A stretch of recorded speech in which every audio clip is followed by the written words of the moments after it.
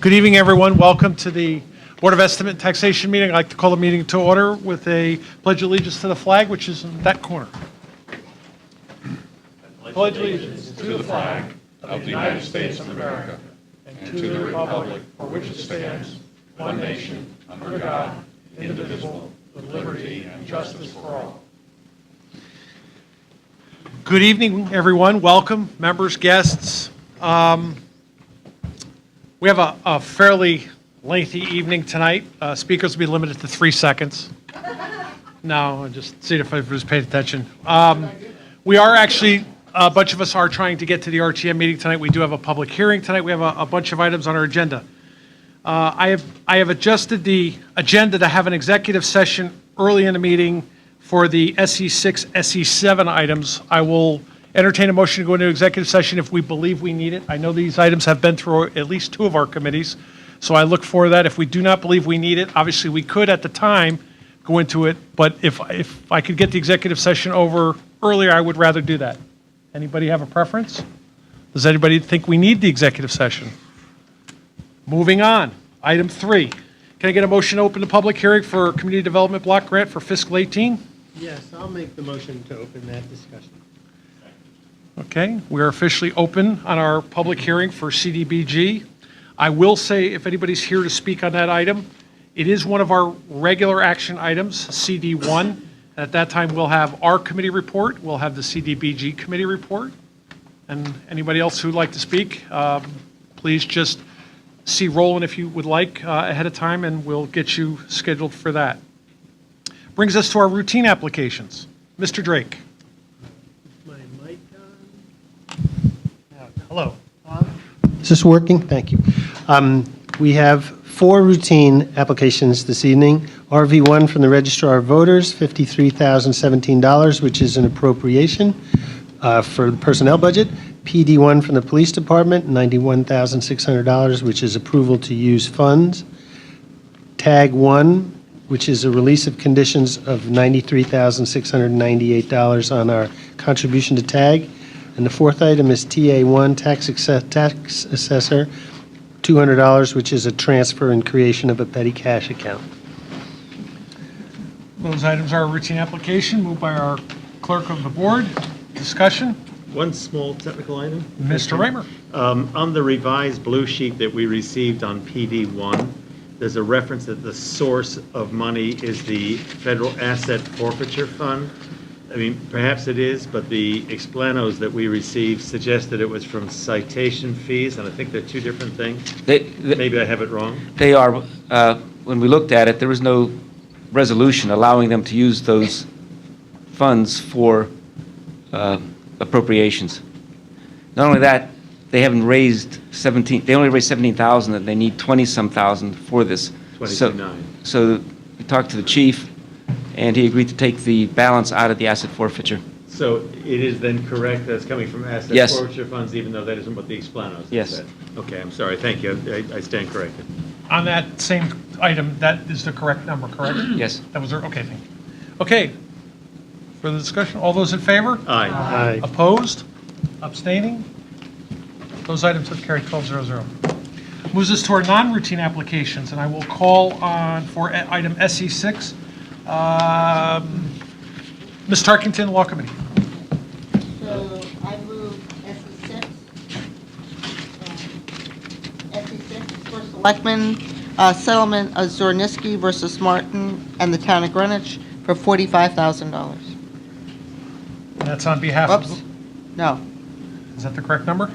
No, excuse me, we talked before about an executive session. There's an adjustment, the number is actually less than 45. Oh, you didn't tell us that before. Okay. So- It's very, But we accept. Okay, do you have an amended number? we need to, yes. Okay. Would you share it with us? 42. 42. I think it's what Leslie meant to say. That's exactly what I meant to say, for $42,000. Okay, so a settlement. that item has been moved on behalf of the Law Committee. Discussion on item committee reports first. Ms. Tarkington? Yes, this particular settlement was approved by the Law Committee by a vote of 2-0. Mr. Lash, Budget Committee? It was also approved by the Budget Committee 2-0. 4-0, sorry. Okay, discussion on the item? All those in favor? Aye. Opposed? Abstaining? That item is carried 12-0. SC7, Ms. Tarkington? So I move SE7, First Selectman, for a settlement of DeBella et al. Versus the Town of Greenwich in the amount of $80,000. That's on behalf of the law And committee? yes, on behalf of the Law Committee. Okay. Committee reports, Ms. Tarkington? And yes, this settlement was approved by the Law Committee by a vote of 2-0. Okay. Mr. Lash, on behalf of the Budget Committee? Wait a minute, hold Oh, on. Comment? sorry. I just want to clarify, it's not a settlement. Oh, It's yeah. a remittance to the insurance carrier for the balance due under our self-insured retention of $1 million.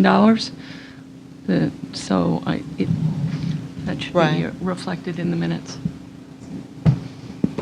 It's written here as a settlement, but Okay. Questions we can answer. Ms. Crumick is correct. It is a final payment under the SIR with our insurance company in the amount of $80,000. Okay. Mr. Lash? The Budget Committee took up this question and agreed 4-0 to commit the $80,000. And I need to correct myself. The Budget Committee didn't vote on the $42,000. It recommended the full Okay. Discussion on the item?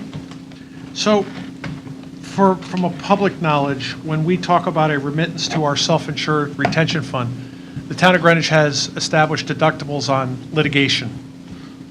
And what this is this is the final part to get us to what we would all call our deductible. Which is a $1 million deductible under this particular case. Okay. So, And we've spent the remaining amount already. so further discussion? Mr. Fox, any comment on this one? I had one question, if I can. Do you actually know from the insurance company that against tender of the funds, they take over the management of the case from this point? That they would actually accept the 80,000 and be done? Okay, thank you. Further discussion? Okay, all those in favor? Aye. Opposed? Abstaining? That item is carried 12-0. Brings us to CD1, Community Development Block Grant. That is Ms. Crumick, Mr. Drake, Ms. Crumick are our CDBG. So I would like to get the item moved, and then we'll move to the reports. The Friends informed me that the best speech on this topic I could make was no speech, so I'd like to introduce, if it's suitable to everybody, Alexis Vulgaris, who's the chair of our CDBG committee. Yes. Right, Is there? Oh, thank there is now. Yay. Oh, there is a mic, hang on. Sorry. This is like, It'll come on. hello? Is it on? Yes. Yes. This is weird. Thank you for having me back. So let's talk about the block grant. First of all, I'd like to thank Beth Crumick and Bill Drake, who were the two BET representatives that participated in the process. The committee strived to balance the needs of the community with the dwindling block grant funds. As you know, President Trump is hoping to eliminate all of block grants. So we are playing a giant Jenga game as the committee. It's like if they take out, a piece, is the whole thing going to fall apart? But I think you'll find that we gave significant thought and consideration to each applicant before making a financial recommendation. I'm assuming you guys have the proposed recommendation, but I'm very happy to report that the committee was able to provide funding for each of the public service programs that applied in fiscal year 18. 16 organizations applied for funding, and we were able to provide between $5,000 and $10,000 to each of them. In considering public service program needs, the committee thought that those programs that provided the most critical services, such as mental health services to children, emergency food to local families, and domestic violence support, warranted the biggest allocation, so they got $10,000. The committee felt very strongly that all of the public service applicants provided valuable services to Greenwich's most needy residents, and for that reason, we chose to allocate a minimum of $5,000 to the remaining 12 applicants. We also deliberated extensively over the capital improvement applications, and capital improvement applications are the harder of the two funding categories to work with because the requests are so much larger than the total allocation amount. For example, this year we received capital requests totaling over $1 million, and our total amount for both capital and projects, or our total amount for capital is only $518,000. So unfortunately, this very large discrepancy meant that we were not able to fund every applicant. The committee recommended fully funding 6 capital projects, and we recommended funding for, no funding for 3 projects, and I'm just going to explain that. Given the limited resources, one of the critical factors that the committee used for funding requests was, quote, how many Greenwich residents are being served by Program X? In the case of Mutual Housing Association of Southwestern Connecticut, they submitted a $500,000 request, and Domus Kids, which submitted a request for $51,800. Neither of those agencies are currently serving anyone in Greenwich, so we took a pass on that. The third one was the Housing Authority of Greenwich submitted a duplicate request for McKinney Terrace painting and stair replacement, and that was for $180,000. That request was not funded because it was fully funded with FY17 funds. The funds came in very late this year. I think by the time the agencies had to submit the applications for 18, they had not even heard for 17. So it was a little bit of an overlap. So they got it funded in 17, and since it was a complete duplicate, we took it off the board. We were also very fiscally conservative, given that the Trump administration is thinking that they might do away with this, or our committee felt that there's a very strong possibility that we might not get as much as we anticipate. So we reserved $246,512 in a contingency fund. The idea being that if we don't get everything that we anticipate, we'll have money squirreled away and we can use it. So contingency funds can be used only for capital, and for projects proposed in FY19 that could be started in FY18, and or for new application RFP process that can be started in 2018. Again, we just wanted to make sure that the things we've already committed to have an opportunity to go. And then finally, the committee considered the reimbursement funding request from the Greenwich Housing Authority Parsonage Cottage. The original request was for $78,016 for a porch and ramp renovation, and then a representative from the Housing Authority revised and reduced the reimbursement allocation to $20,000. The porch replacement went significantly over budget when improper concrete footings and wood rot were found to be more extensive than anticipated. The original cost was hoping to be $65,500, and it turned out to be $108,000. So the Housing Authority ultimately paid the cost overrun, and that's why it came to us as a reimbursement request. So for 3 reasons, our committee decided not to fund Parsonage Cottage. 1, the project had already been completed and paid for in full. So if we were to allocate funds for that, it would mean that we would have to reduce funds for a project that had not yet been started. And we felt that since the project was complete, that our limited funds would be better served going to a new and unfunded project.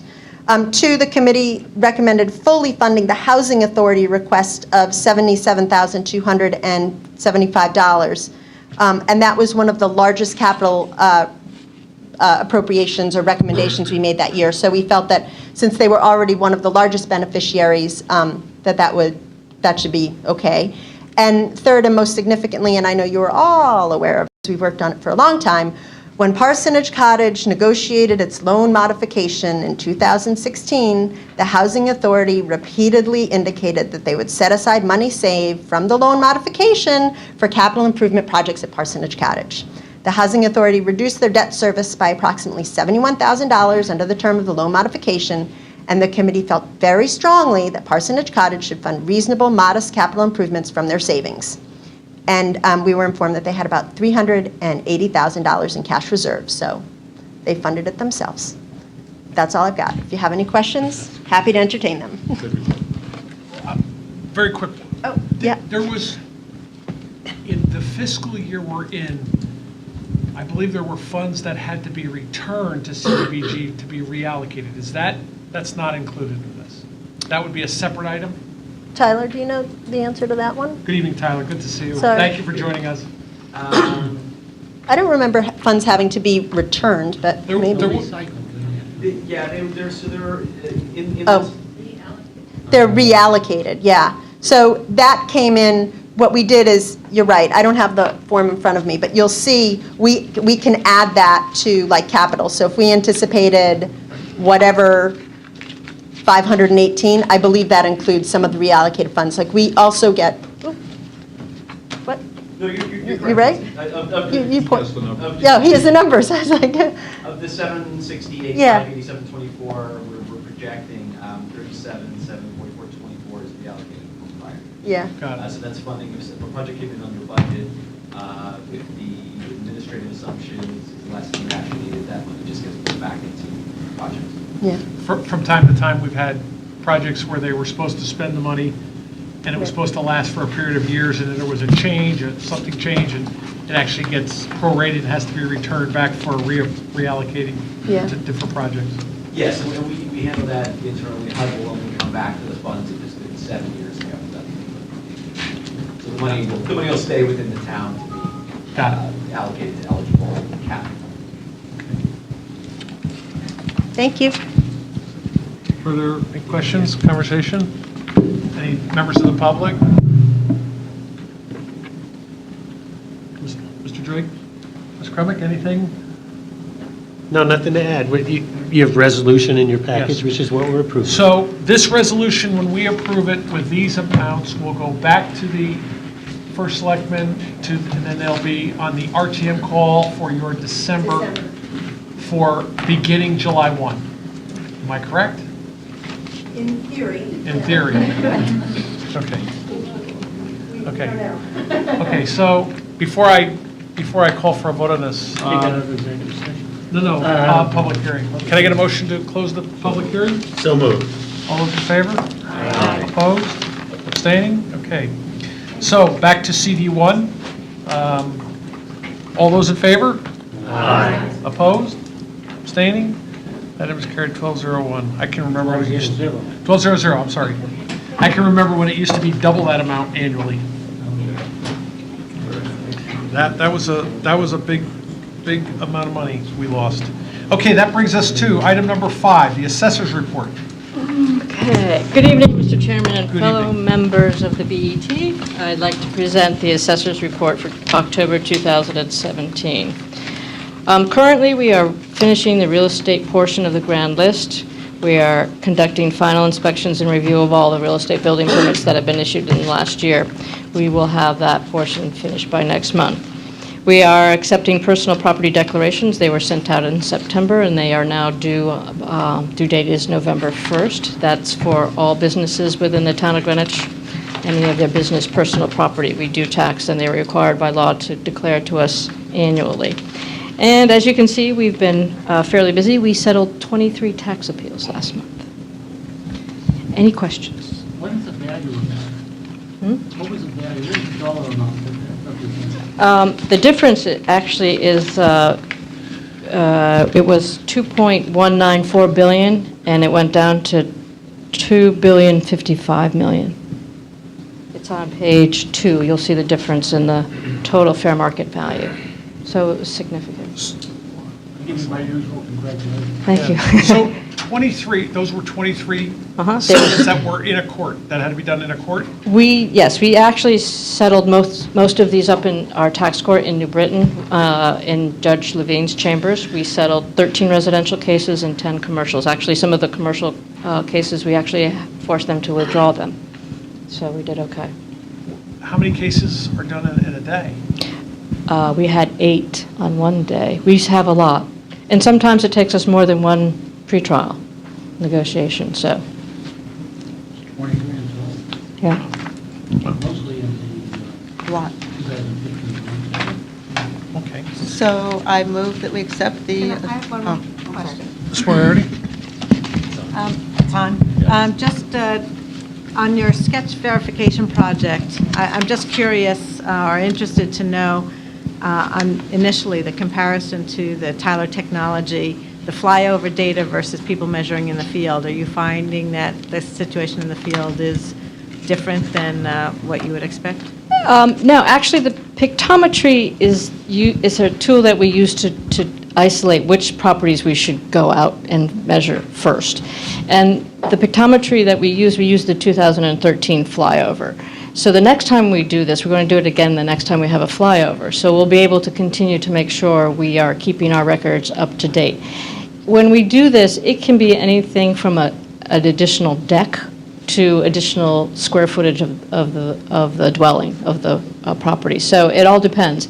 But usually it is quite accurate as far as which properties we should go visit, and we try to visit those first. That was my question. Okay. So, Mr. Raymer, camouflage netting on the roof? That one, yes. Grow a lot of trees around your house. Okay. Ms. Tarkington? So I move that we accept the assessor's report. Seconded. Moved and seconded. All those in favor? Aye. Opposed? Abstaining?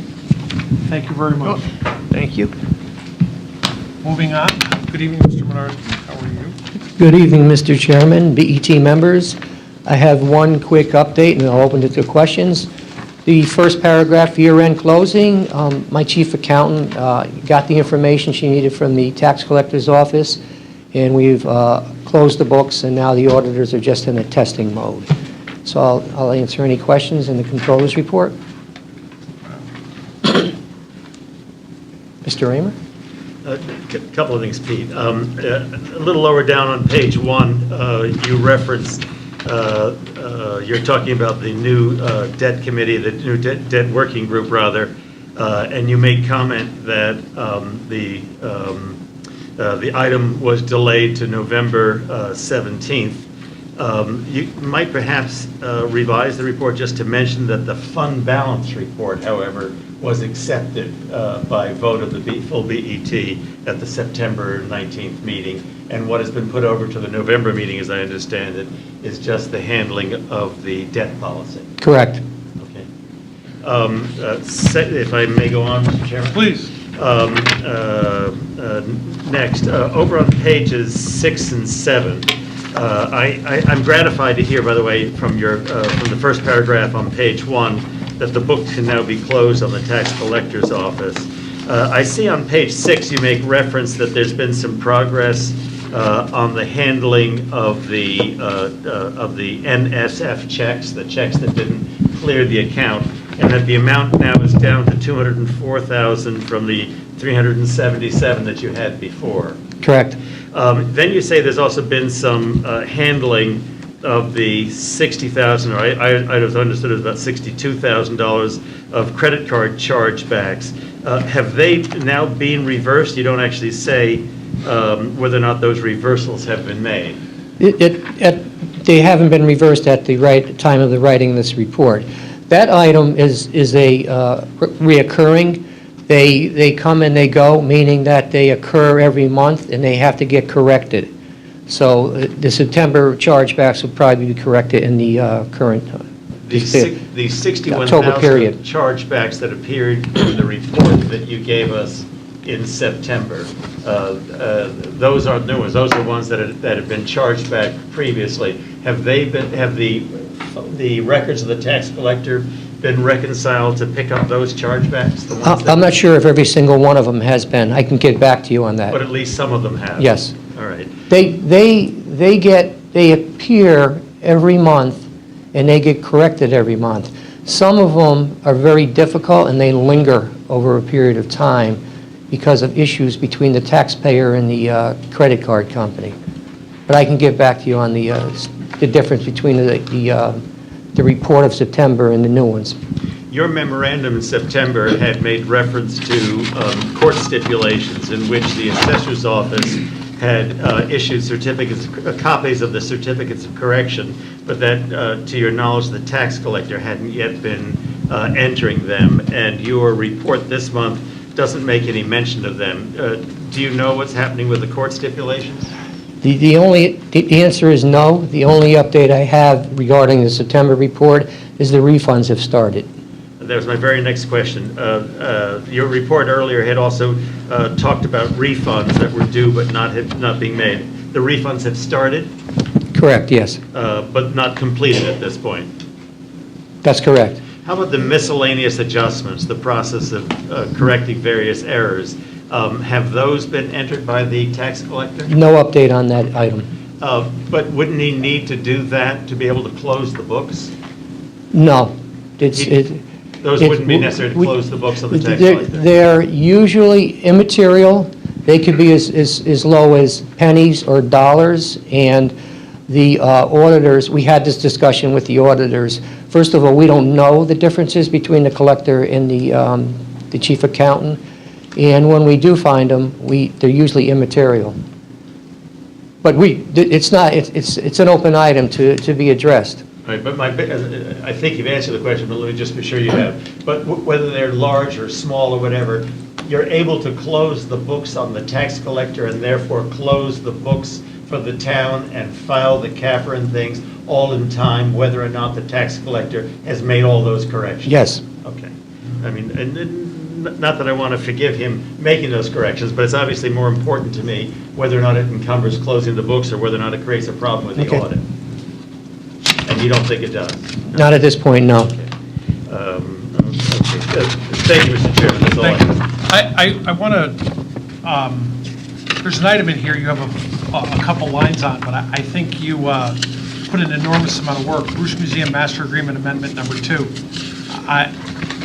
During the past month, I've seen so much email traffic for you on this, questions coming from RTM committees, various groups, and I think you're shortchanging yourself on how much work you put into that. I mean, it was, even today, we had 2 or 3 emails on that. Yep. I mean. I don't want to take all the credit. Beth and Leslie did a lot of the work, too. They asked for assistance, and I helped.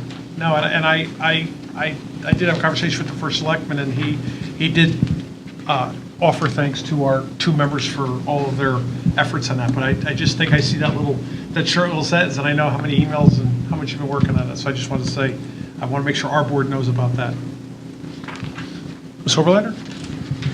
So Pete, at our last meeting, we had a lengthy discussion about the forensic audit report, and subsequent to that, the audit committee had met again, but your report doesn't really talk about it, so I thought maybe you could give a little an update. I have no update. I need an update for insurance purposes, but I don't have an update at this point. What I can do is follow up and send an email to Wayne and forward it to the BET this week. That would be great. But I have no update. That's why it's not noted in here. That would be great. I mean, just for point of clarification, I think it's correct to say that that report, the audit committee, at the request of the town attorney, referred it to the police department with the understanding that they would come back to us shortly within the next few months on whether or not that was going to be used. Is that? Okay. Whether or not what? Whether it's going to be used for further part of their criminal proceedings. Mr. Chairman, sorry, may I answer for the question on that? Mr. Rimmer? The internal auditor's report is no longer available on the website, is that correct? That's correct. And of course, the forensic auditor's draft report, that's not on the website. The police department, the answer is yes. To the first question, the police department ordered us to take it off of the website. And you've done The so. forensic audit is in draft form and will never get on the website until the draft is removed from the report. Okay, so neither of those are on the website? Both That's of them- correct, yeah. Both of those have been forwarded to the police department with the expectation that they're being sent to the prosecutor, is that it?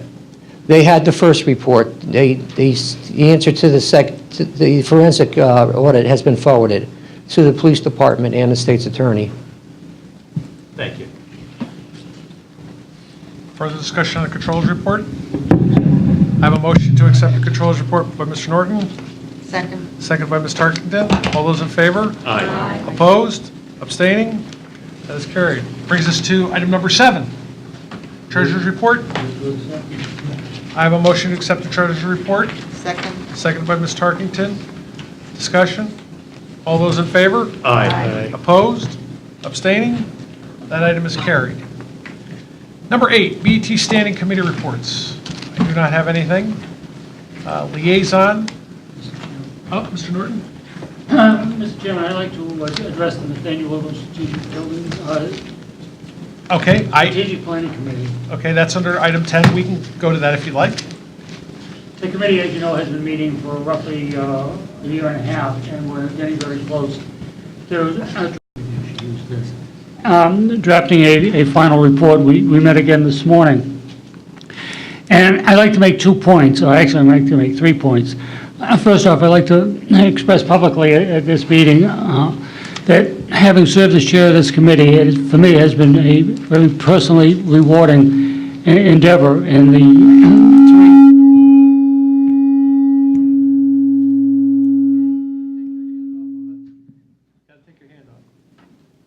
I guess it's not working.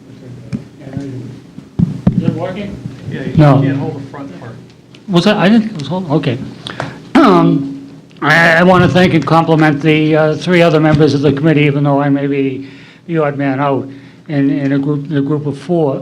We worked very well together, and I think that we're going to accomplish a great deal. But I would like to make 2 following points.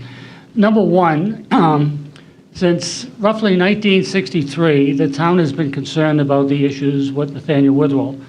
And in 1963, I was a second-year law student, so that's, and I finished law school in '66. So that's how long. It's almost 55 years that the town has been concerned about the issues at Witherell, and they're not going to go away. And basically, I think the reason for that is the unintended consequences of gifts and that they have received. And the only issue, as far as I'm concerned, that's outstanding on the gifts is whether or not the gifts were made in perpetuity. Because if they were made in perpetuity, I think we're going to have a great deal of difficulty making any modification.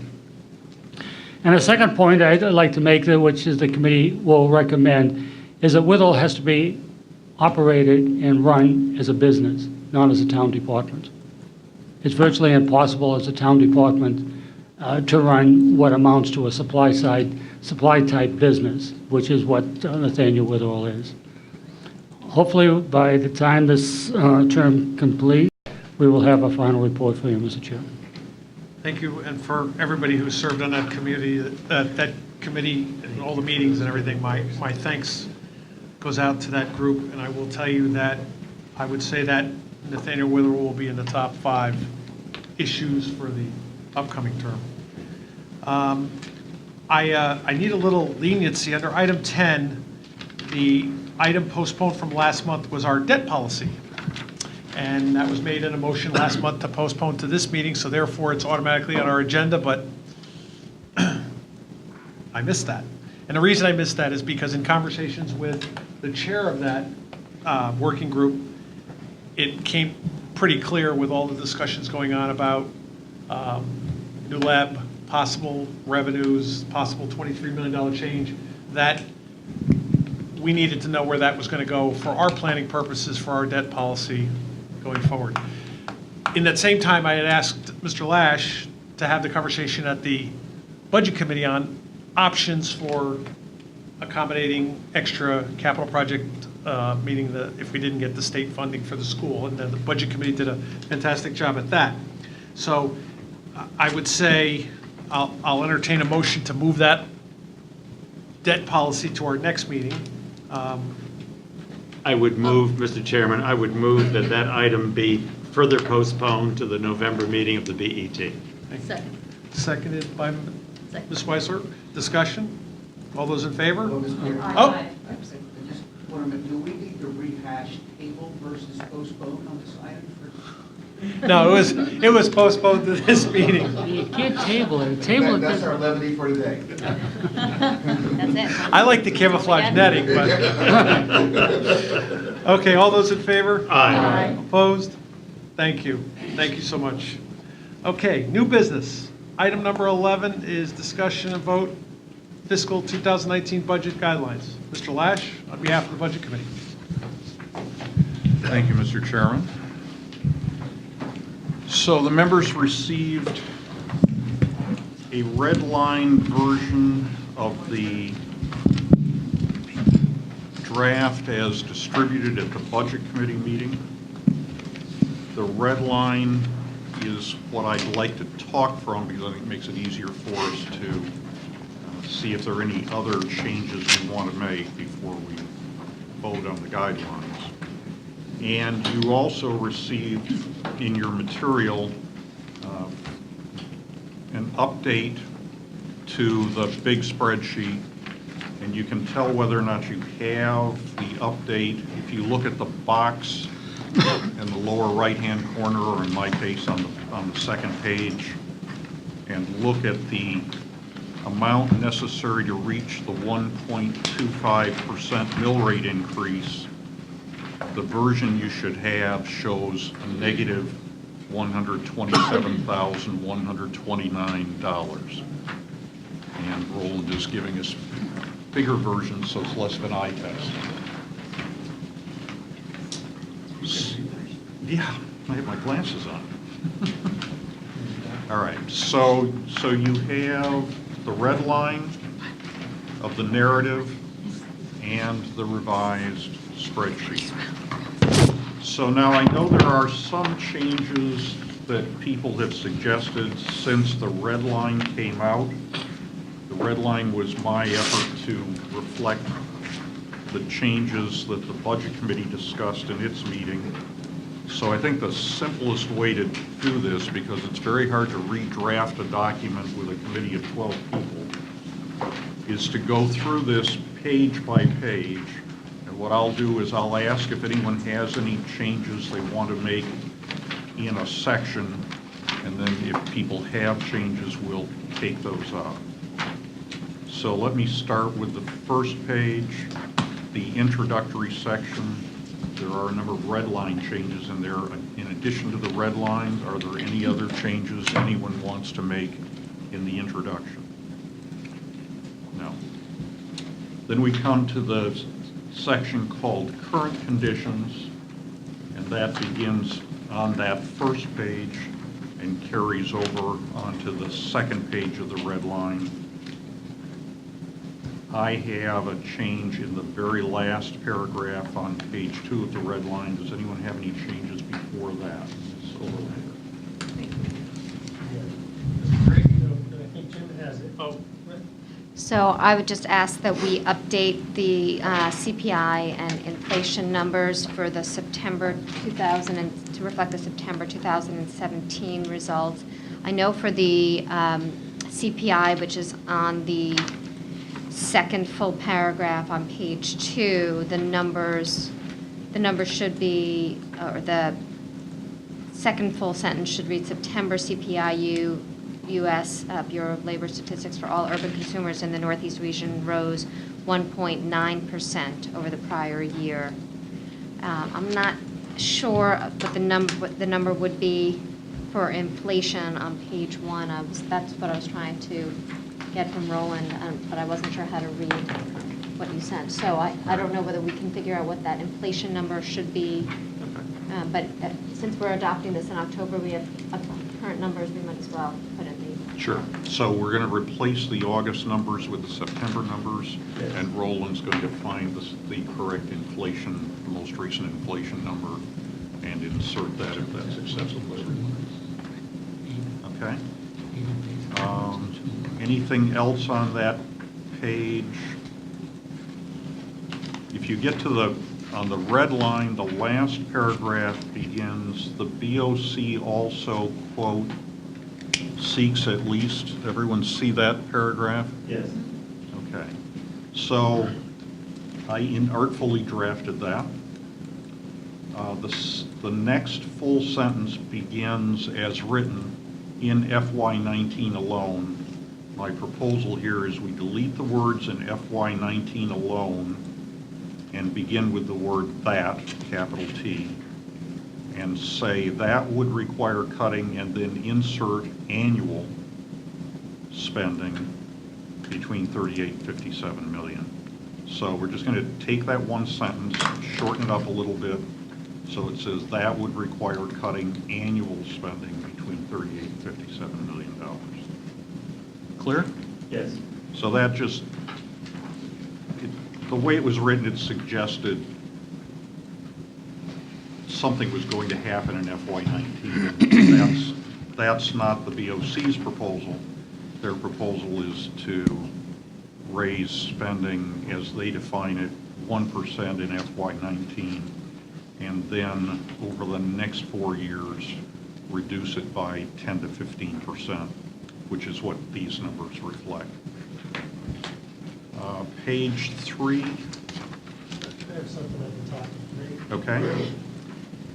At the top of 3, where the red line phrases are there, in the interest of economy of words, I'd propose that that sentence eliminate the BET cannot endorse this BOC goal unless it is the result of, and just make that sentence say, this would require careful study, et cetera, and the rest of your sentence. I'm sorry, you want to delete the words "the BET cannot"? Yeah, 1, 2, 3, and 4, start 5, the 6, 7, sentence 8. where? Start the sentence with, this would require, and then pick up your words that were careful study, et cetera, et cetera, et cetera. It just takes the BET and the BOC out of. Change the sentence a little. Yeah, so it just says, this would require careful study by outside professionals, et cetera.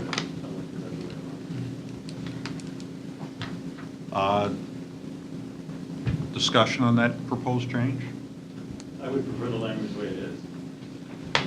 I think it changes the intent of the sentence. Sorry, can't hear you. I think the change would change the intent of the sentence. Right. So let me just make a comment here. I had been contacted by the chair of the Budget Overview Committee, and they're concerned with what we're saying. And I think, I like the change you're making because it doesn't just point out a year. Their goal is this year and then the subsequent 4 budgets. That's the prior change. That's the prior change, so that really does help there. In this particular paragraph, I think the BET is, I mean, it's pretty obvious if you want to reduce the town operating budget by 10 or 15%, that would be a change. I think the last paragraph we get to on the last page, this paragraph makes the last paragraph, when we get to that, very, very important, which is why I think it needs to, the BET is making a statement now. Future BETs can make statements they see fit, but at this point in time, this would be a huge change, and I think the answer to that is on the second to last page, I'm sorry, in the new print. Right, well, this goes on to say in that red line, parents, see final comments, Right. fourth, ... below, referencing the plan. So on Mr., I guess we have to have a motion. So on Mr. Drake's motion to amend, I'll second that. second by Ms. Tarkington. All those in favor? Well, I'll tell you what, if I can, just by way of discussion of it. So the paragraph coming from the BOC, the paragraph posits making cuts of 10 to 15%, which means $38 to $57 million. And then to have a sentence that follows that says this would require careful study has a flavor of endorsement, meaning that we're taking this suggestion up seriously, we'll be giving it careful study, and with a view towards implementing it. The sentence as originally drafted actually was a counterpoint, and that was in a flavor of, this doesn't seem likely that it's something that we would be able to implement, but we'll look at it. And so there's a change of tone there with that isn't not just an economy of words, which I think Mr. Drake indicated was his purpose in making the change. To me, it changes the flavor of the sentence, and it changes the sense of whether or not we're embracing the change proposed by the Budget Overview Committee, or whether we're taking it under advisement but not necessarily embracing it. Can I comment as well? Somewhat repetitive to Jeff's comments, but I guess my understanding of the whole point of this section was to respond back, to let the Budget Overview Committee know that we consider their comments, and this is how we're responding to them. So to take out the actual response would require us to then go back and look at the language where the rest of the language on the BOC. And so if it's just for the the economy of words, 3 or 4 words, I think it's going to start a redrafting process for the prior 2 paragraphs that might take a little bit more time.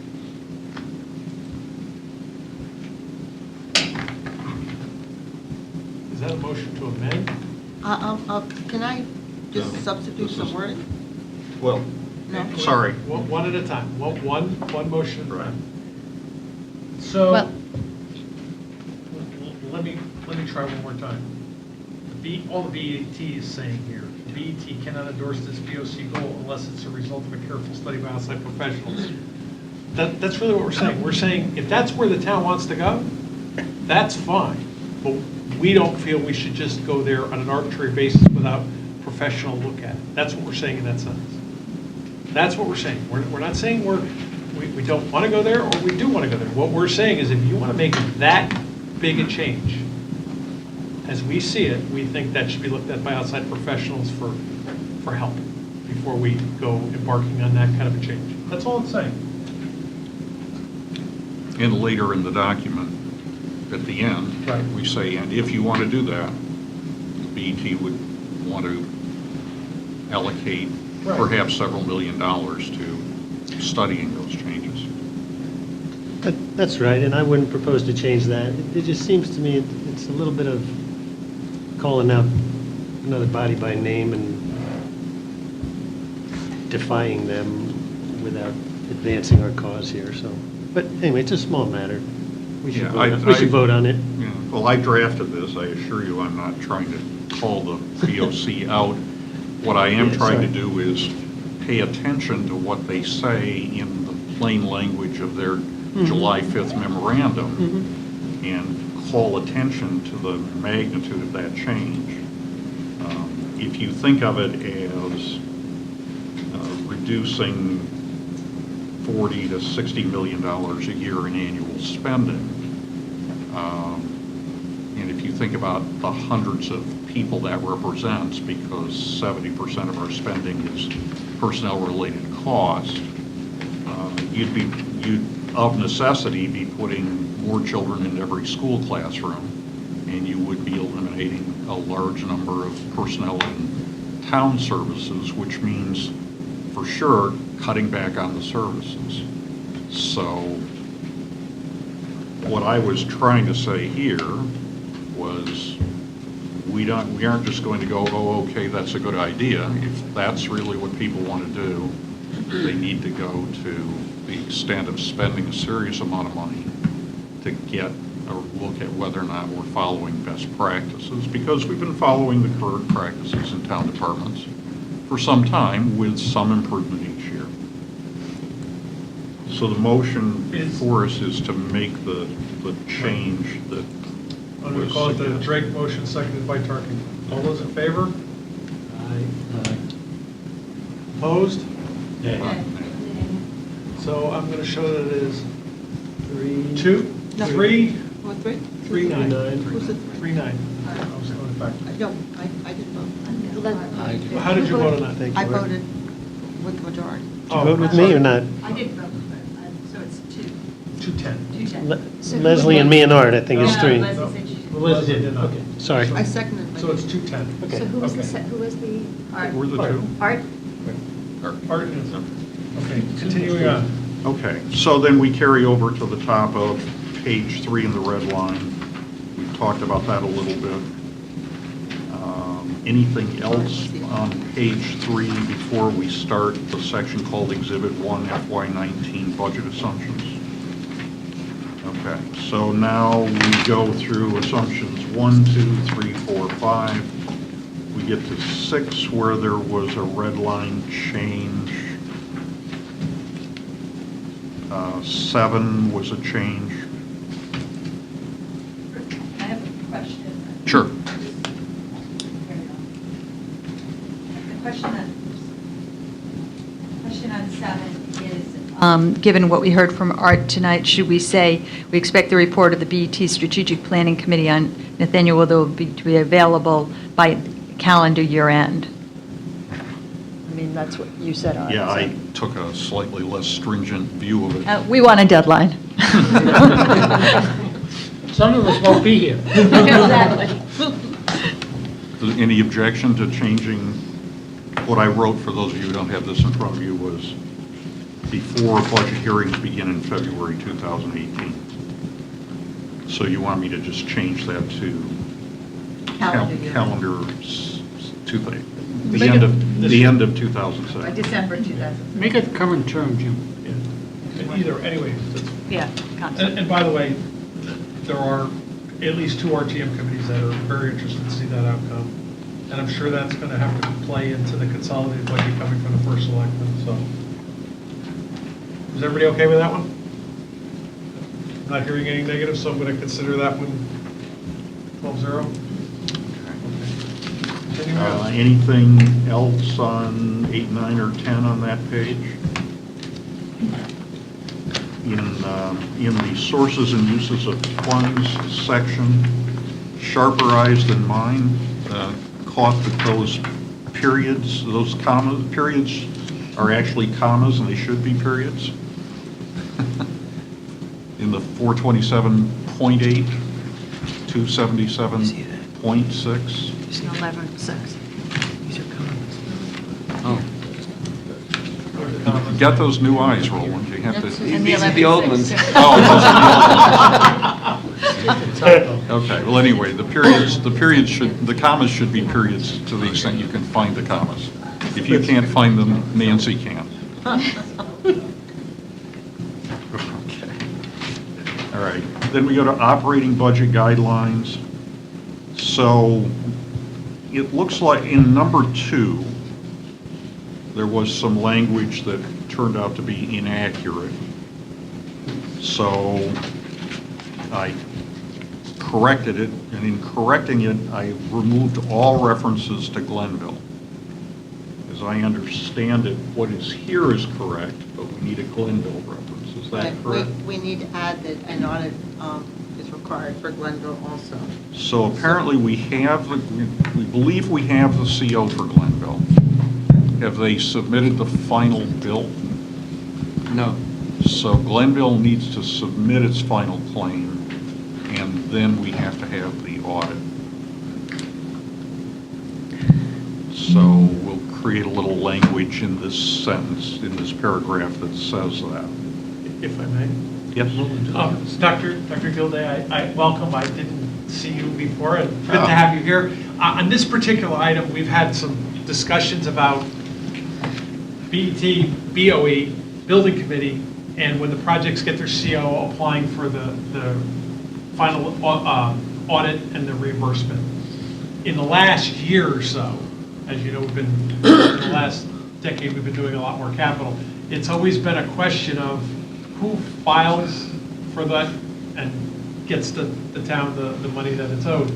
In the new lab project, the Building Committee specifically has a group, clerk of the works, doing that, so that'll make it. But so when you get this document, you can understand we're lagging in those reimbursements, and it's part of our revenues, so we need to plan for it. So, welcome, nice to see you with us here tonight. Can I add one small edit? Sure. I think you need to delete the S on prevents in the third line of 2, so that it's may create and prevent. Well, it's lack of a CO prevents. There's a big distance between the subject and the verb. Sorry. Yeah, that could go either way, that one. Anyway. Well, it may create, it should be made prevent. It's Pull create the S singular off. and it's pretty. I'm just suggesting you pull the S off. Right, and I'm saying I don't think that's right. Who's got the English degree? I'm an engineer.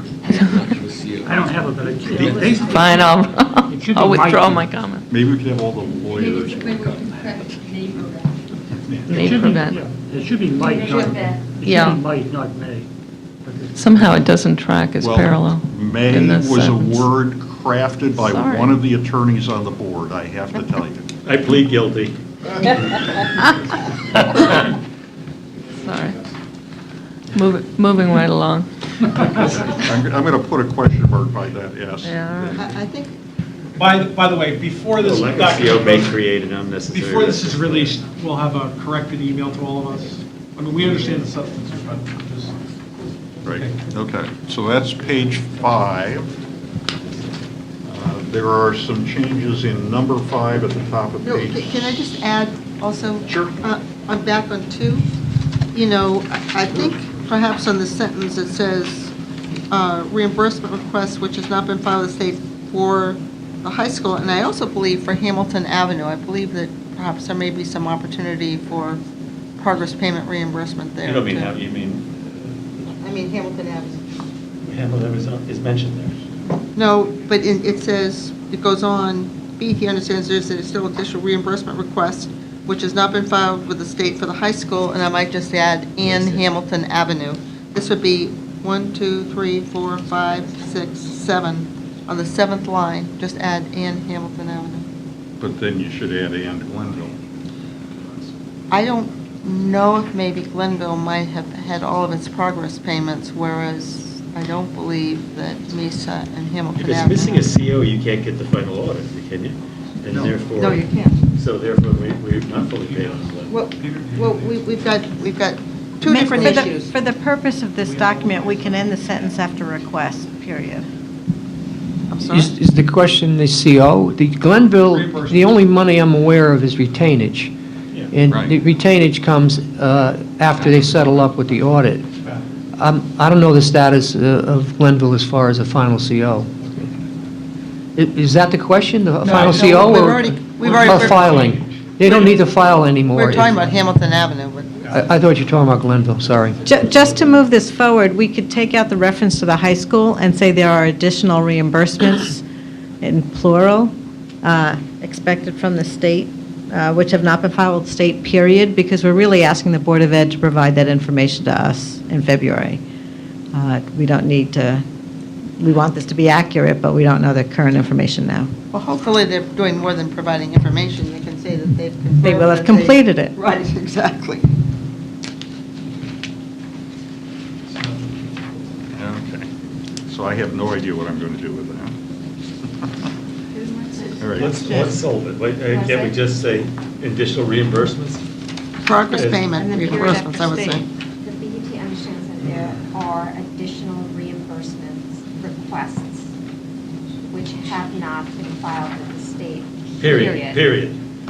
Schools administration should identify the amounts outstanding for all schools and the amounts expected to be received and their timing in the budget submission. I would like to add Glenville there because up above, Glenville's not included, where We're not this is only mentioning- talking about The Mesa. proposal, though, is not to mention any school. All schools. But then are you taking out the first sentence too, Leslie? But it's for all school, I added the language for all schools. It's unclear here, since you mentioned up here, Well, it's since very we don't know, defined. maybe it'd be better not to mention. It's just, that's going just to see it.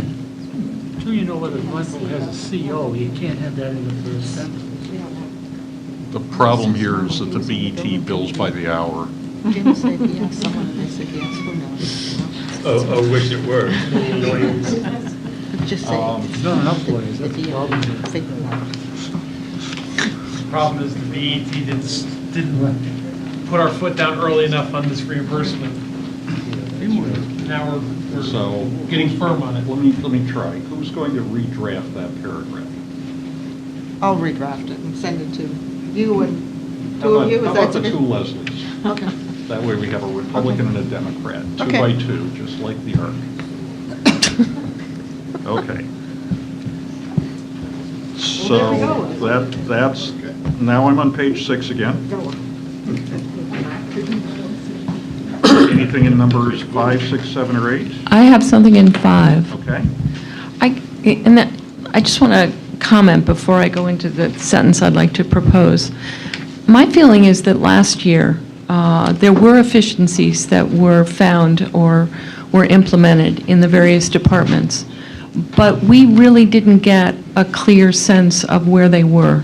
There were discussions between the department heads and the town administrator, which we were not privy to, and were sort of summarized. And so my concern is that we send a message that this next year, this next budget season, that we expect department heads to be able to share with us their efficiencies, both those that are actual and those that they're anticipating. So I'm proposing the following sentence in section 5, in the fourth line of the first bullet, after the word staff, period, to add, with an eye to transparency, department heads should expect to explain to the BET the actual and anticipated efficiencies in their respective departments.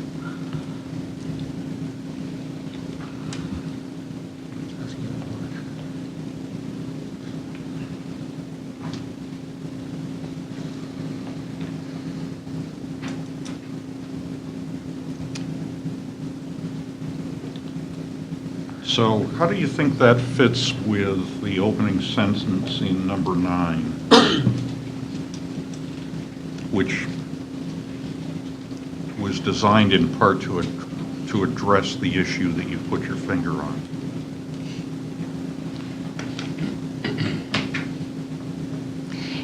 It doesn't clearly, it says they identify, but it doesn't clearly state we're going to expect them to give us an explanation. But maybe if you want to expand that or move my sentence down there, but I still feel like we're not getting at the heart of our concern, which is that we really want to understand what efficiencies are taking place in this building. Well, Throughout the town, really. okay. So number 9 was written to try to address that issue. What it's trying to say, but maybe not effectively enough, is that as requested in last year's guidelines, and then I'm sort of saying sotto voce, and you didn't do this for us, budgetary organizations should clearly identify cost-saving projects either proposed or already included in the budget request that produce material expenses. These may include multi-year cost savings projects as suggested at the end. And then it says, and this is where I'm trying to address your desire for detail. Okay. Each cost-saving project, this is the ones they've implemented as well as the ones they've only proposed, should include a description of the proposed or actual change, an estimate of the impact on the customers, an estimate of the savings. Services should be identified which can be eliminated completely or hours curtailed. Maybe this is the place I need to hit that with more, because this is where I'm asking for the detail, both on what they're proposing and on what they've done.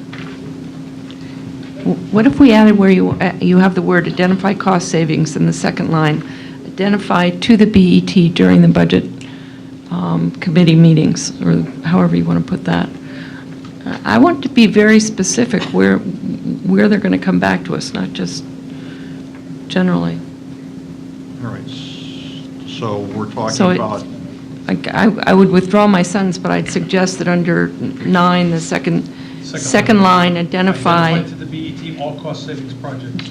identify to the BET during the budget process, or during the budget committee meetings in February. yeah, it's really the budget committee here. Exactly. I mean, I think that's where you want to clarify. Yeah. Sure. Just one thought, though. It seems to me when you're sitting there in the hearings, it would be much better to have that information submitted prior to getting to the day of the hearing. So, ask, the departments to submit prior to the hearings or something to that effect. The timing, I think, is helpful. Because if you're sitting there and you're just trying to absorb it, you really lose a lot. And I think you'd really want, if you're going to do this the way you're suggesting, which I think is a terrific idea, I think you want to see that in some detail prior to actually. Okay. I'll accept that. I made a note here Okay. to the BET during the budget committee hearings in February. Okay. And I'll make sure that in prior submission gets Yeah. in there. Okay, so that's 9. Anything else in 9? Being, Oh, yeah, 9. I'm sorry. I think that I'm not there on the consolidation of the clerical and financial aspects of the tax collection functions into the finance department. I do believe that such functions, financial aspects of the tax collection function, including credit cards, lock boxes, should be at least controlled by the finance department, but I'm not sure that it's necessary for clerical to be consolidated into the finance department. So I certainly would support true financial aspects or the policy aspects. So, okay, so Peter, can you consolidate the financial without having the clerical aspect? It seems to me that those things tend to happen at the same time in the hands of the same person. Are you referring to the credit card processing? No, we're talking about collecting the taxes. Credit card and, lockbox, the kind of financial. The question is, can you consolidate them? No, we know we can consolidate them. The question is, can you consolidate? She's suggesting that it be, if you look at the next to last bullet, right above the heading capital budget guidelines, the way we get to that bullet is we say, we're talking about these projects that are designed to improve efficiency and save money, and we say earlier, these projects may include multi-year savings, as suggested at the end of this memorandum. And then we say, each cost-saving project should include a description and some stuff. Then we say services which should be identified which can be eliminated completely or hours curtailed with a view to reducing work hours or positions in each department while minimizing impact on customers. Areas to be considered. Now we're talking about specific areas that we want people to look at by the first selectman and the superintendent of schools might include, the word there is might, a complete review of the role and operation of a modern health department, consolidation of the planning and zoning enforcement, wetlands, building staff into a single organization under a single manager, consolidation of the clerical and financial aspects of the tax collection function into the finance department. She's saying, Ms. Tarkington's saying, drop the word clerical, and I'm saying, I'm not sure you can do financial if you don't do the clerical. Seems to me that's going to create a division that's not going to work very well. I'm just asking for your No, I on-the-fly agree opinion. with your statement. And Leslie wanted to remove the word clerical. Clerical, which would then, I want it to be more focused, like the financial aspects such as, credit cards and lock boxes, have policy supervision versus the consolidation. But I'll take your guidance on that, Pete, since you're the expert in this area. The sentence says, areas to be considered might include. I mean, it's intended to be a sentence that isn't, you're not trying to narrow the range of your consideration. You're looking for a breadth here. The fact that you give it consideration doesn't mean that you're going to implement it. right. Well, I agree with that point, Jeff, but I just thought that if we could narrow it to the purely financial policy functions, which we are responsible for in the charter, then that would be. I think we're responsible for the financial health of the town. I think we should be looking at everything that furthers financial health of the town. So I think, I take your point, Leslie, but I have the concern that I think I've drawn out of Peter Minarski, which is that it's pretty hard to do the financial stuff if you don't handle the clerical aspect of it. Anyway, this is as Mr. Raymer pointed out, this is under a might phrase, so I think there'll be lots of opportunity to come back to this. And then the last bullet there is merger of similar functions at town and schools, such as purchasing. Right, and I suggested perhaps we could add finance and IT onto that same bullet point. Is that? Yes, and others suggested we take those out. So I put it back the way it was 2 revisions ago. All this is saying is we should look at anything that we think we can productively share. It it's not, again, this isn't meant to be restrictive. Well, I do think that we need to begin to look at efficiencies, and I also think that having single policies is critical for the town, no matter, it's not just town and schools, it's the library or, DPW, anyone that isn't, that has these functions in multiple locations. And I do think that we need to look at these things because we don't really have single policies. And I would like to say, Roger, I think that it's important to look at finance and IT because we don't have singular policies, and these things occur at the library. We can be less specific. Merger of similar functions, and just, it doesn't have to be town and schools, but I do think that we need to start looking at these and become much more efficient, and also to take risk out of the system. I think when you have multiple policies, you have multiple risks. Right. So that leads me to page 9, final comments, number 4. Maybe we can just hold your point till we get to page 9, because the more you talk, the more I think we have to have somebody setting best practices, not trying to get our operating people to negotiate something among themselves. We've tried that many times, not with a lot of success.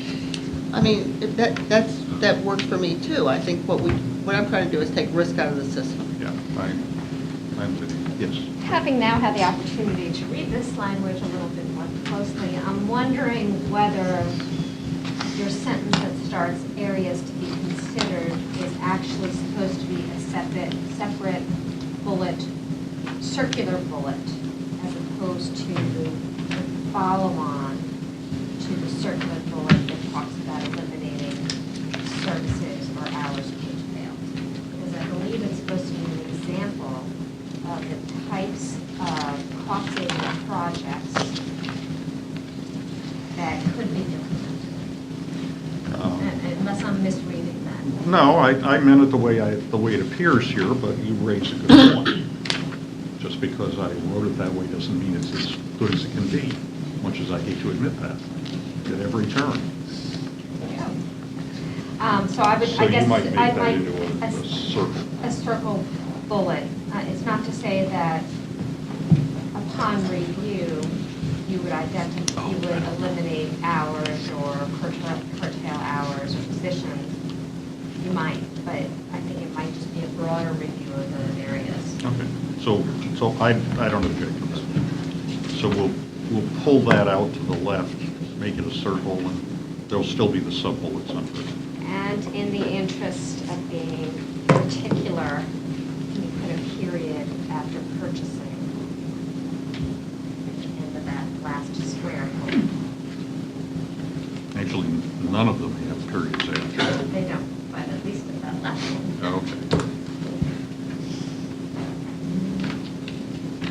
Okay. Any objections to those changes? No. Okay. Capital budget guidelines. 1, 2, 3, 4, 5, anything in those? 6. Leslie, you had a correction in 6, didn't you?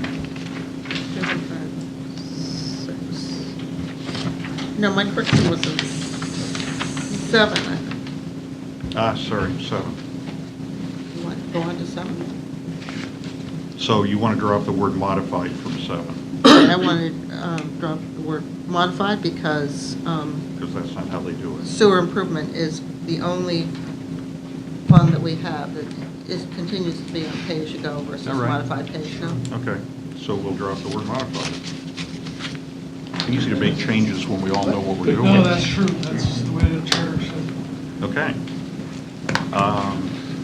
Final comments. So, final comments cruises along till we get to 4th. And 4th is, of course, a substantial recommendation that may or may not be picked up as time goes along. So the question is this group comfortable with what 4th says? Because because it answers a lot of the questions that were raised earlier. And saying, in effect, we want to bring in outside experts. We know they're going to cost money, and we're prepared to spend money if we have an opportunity to substantially improve efficiencies and reduce costs of town government. So I'll make a comment. I'll make a comment. Go ahead, Mr. Markey. Go ahead. You want me to go? Sure. I would just make the comment that here, it just sort of fit with what you wanted to move it from before. I would say while establishing, single point town policies, streamlining operations and substantially reducing operating costs. Because it's not only reducing the costs, it's actually having a consistent townwide policy. I mean, that's what we were talking about before, and if this is the place to do it, then you could put it anywhere in that particular sentence, but, I think it's good. It's a good call. So the town, since 2008, even when the economic meltdown hit, was still paying for things that we had already committed to and had programs in place. And there's no doubt the outcry is, there's a lot of concern in the town with reductions in revenues from the state, our investment income's still not there, our building permits, conveyance, et cetera. The town has tried a couple different approaches. 2 years ago, the RTM did a sort of a across the top every department reduction. And we saw impacts to that, where we had some of the places we had to put the money back, such as the fire department, because they didn't have enough money in that major object code to pay for the fire hydrant contract. The next year, they took more of a approach of specific areas. At the same time, the reductions have been coming down in the ECU grants. We're plagued with a question with the lab. We've seen it at the dump. I remember the first time that came up here, it was a very small change in DPW, and I got emails, I got phone calls, and wasn't aware of it. I do believe the town, I believe there is a desire to have less growth in the budget, more efficient services. Quite frankly, some people look back at what their tax bills were over the last decade, and they don't want it to look like that over the next decade, and that's fair. I think if the town doesn't take the role of going with the professional outside look, and we've done this before, we did it in the pay study. ADP was an outside look, that came from a direct result from an audit. Some of the other things we're looking at, even Nathaniel Witherell, we had always originally talked, and I think there's still somebody left for an outside sort of a business look at that. So I think the town needs to think about this, and I think the future BETs and the RTM need to start thinking about this also. It wasn't enjoyable going to our last February meetings when we asked all the departments to give us a look, take a look. What could you do better? How could you do it more efficiently? And the response was Lean Six Sigma. That came really from Ben Brandon, who is a champion on that. And that is going well, and they're making some changes. So I think the town should look for professional help, or I hate to use the word consultant, but I mean, there's lots of areas that we're not sure if we're getting the best. We look at our legal expenses, and whether it's special ed, labor contract negotiation, we've always outsourced that versus having it in-house. These are decisions we need to make, because these are the real big items. And asking the department heads to do it, the first, it gets us to a point, but it really needs to go to the next level. So I really do support that, and I hope that in February, the BET does something to start thinking about putting resources available for us to do that. So that's really where I stand on that. Mr. Drake? I completely endorse exactly what you just said, and what's in here, and this whole thought in this fourth paragraph I think is excellent. But being a Scot, can I propose to change the words multi-million-dollar to substantial? Well, I don't I don't want people to think that they can get this answer for a couple $100,000, because we know that won't work. You're right, and I agree with you. I'm paying these taxes too, so I Sure. don't think substantial conveys. Yeah, I don't want to price it before Arthur Anderson reads it, you know? Yeah, well, Arthur Anderson, they're gone. Or whoever. We're dating ourselves. Yes, sorry about Remember when that. there was a big A. Okay. So that's the end of the narrative. Now, I just want to draw your attention to the spreadsheet. Just to remind everybody, in the top of the spreadsheet under operating costs, what we have here in salaries is Roland's best estimate of what the current labor contracts are likely to turn into in increased costs in fiscal 19 based on our experience for years. So Roland's numbers are usually pretty good about those things. And for what it's worth, if you sort of look a couple columns to the left and look at what it actually turned out to be in fiscal 18, it's about those numbers. And then in the 200s through 800s, Can I make a comment here? Or you wanna go through the whole I'm going thing? to turn it over to you in a second. Just to get the rest of that top section out of the way, in the 200s through 800s, because the inflation rate is some number like 1.9%, and because the Fed's target has been 2, we've put 2 in here. So a couple of you, though, would like to put different numbers in here. Leslie, you want to go ahead? Yeah, I'll start with the salary line. I think what we have in here is a lot about efficiencies, about trying to manage it. I think that the taxpayers are concerned about increasing taxes. And, you know, again, it would be my preference to have a number somewhat lower, such as like 2.0, which I think can be obtained just through the normal process of positions don't get approved as rapidly, some efficiencies in service, et cetera, et cetera. And the way I would do it is, you know, again, do schools and town separately, because I think so far the town under Peter Tessie has done most of this burden. So that would have been my, you know, my preference, and I would do it as I learned so well from Mr. Lash when he was first selectman, by providing a task for the town and a task for the schools. I think previously we put that task in the HR department, as I remember it, Jim, as a way to reduce the numbers so that it wasn't targeted at any particular area, that the leadership could determine, you know, where they thought they could find the cost efficiencies and implement them throughout the year. So again, my preference would be to reduce this number to 2% from 2.52. Again, above the inflation rate. And I will make a comment that, yes, it is true that the inflation rate increased, but that really, when you look at it over time and the annualized numbers over time and go beyond just the 1 month, the inflation has been very low for approximately the last 7 years, and in this area. I'm only talking about our area.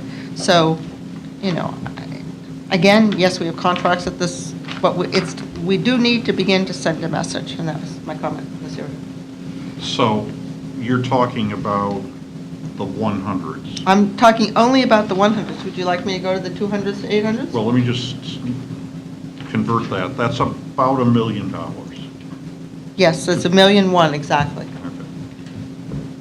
So because these reflect labor contract settlements, if we take $1 million out of the 100s, we're getting about where it comes from. It's sort of 10 positions, maybe 12 or 13, just depends on where they are.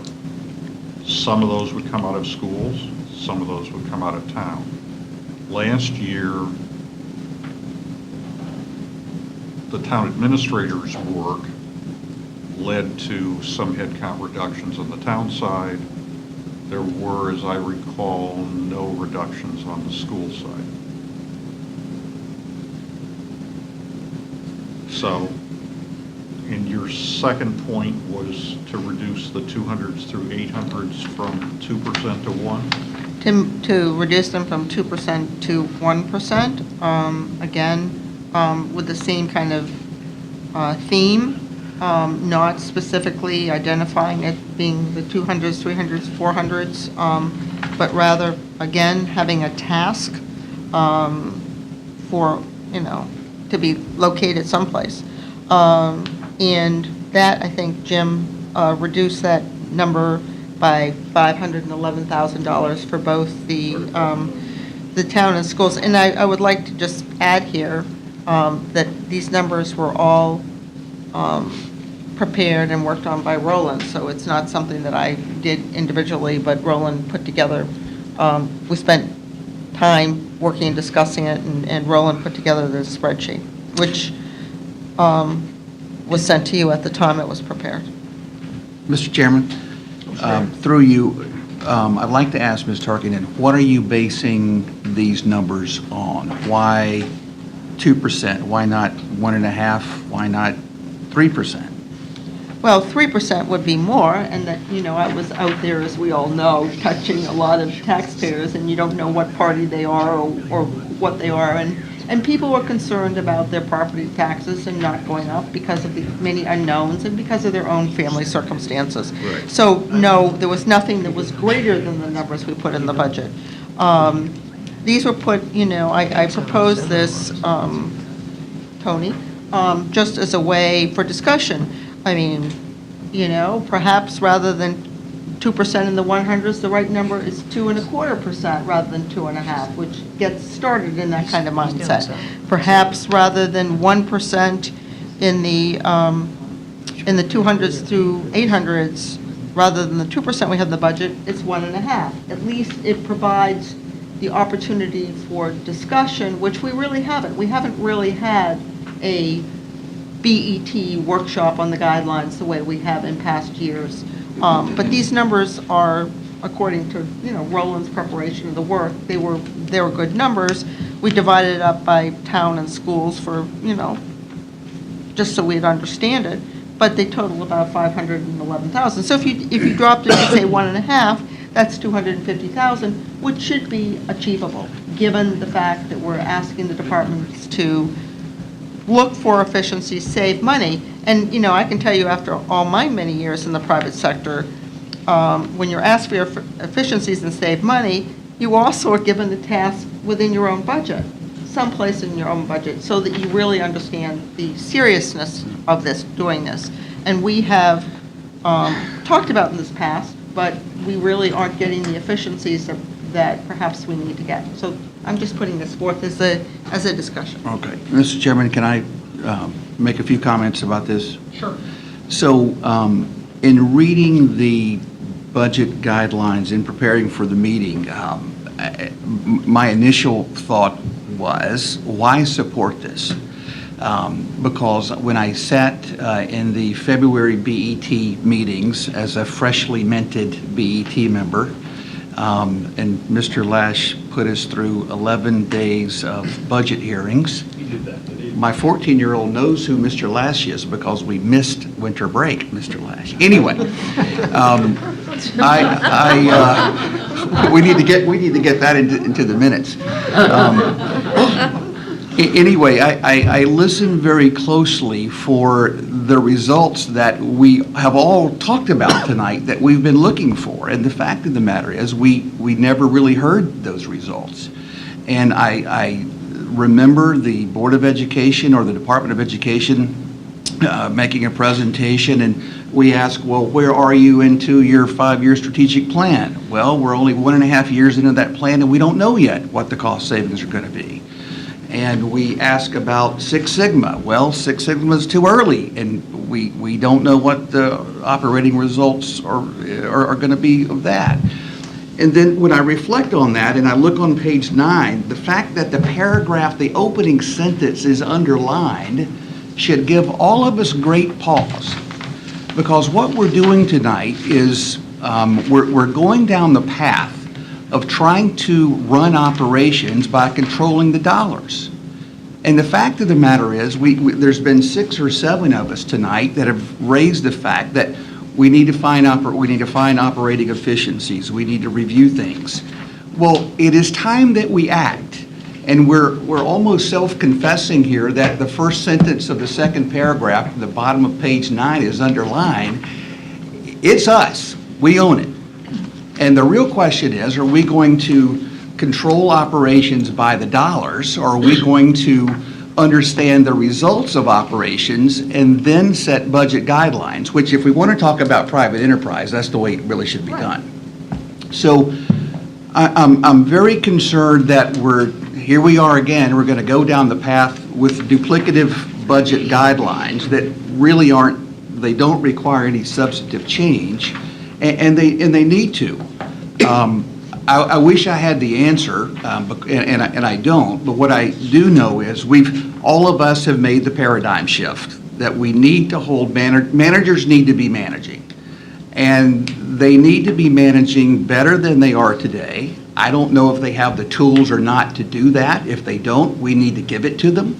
And if they need help, we need to get them that help, going back to maybe it is consulting, I don't know. But we cannot go into, and we're going to do it, and maybe that's okay, but we're about to go into February, and you know what's going to happen if a manager shows up and he or she hasn't managed? You know what we're going to do about it? Anybody? We're going to do nothing, right? So it's time to act. We need to do something differently. I would love for us tonight to understand from our department managers, well, we're 6 years into, it's been 6 years since the February process. You're a quarter into the fiscal year. What are your efforts? What are your money-saving efforts and so forth? And I could go on, but I'm just going back to what triggered the outpouring of frustration of voting for the budget guidelines is when I hear we're going to control operations by controlling the dollars, that is a mistake. We need to be running budget guidelines based on the results. And the fact of the matter is, none of us at this table here tonight have the results.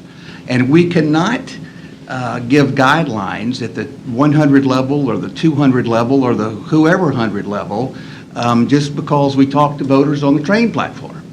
It needs to be based on operating results.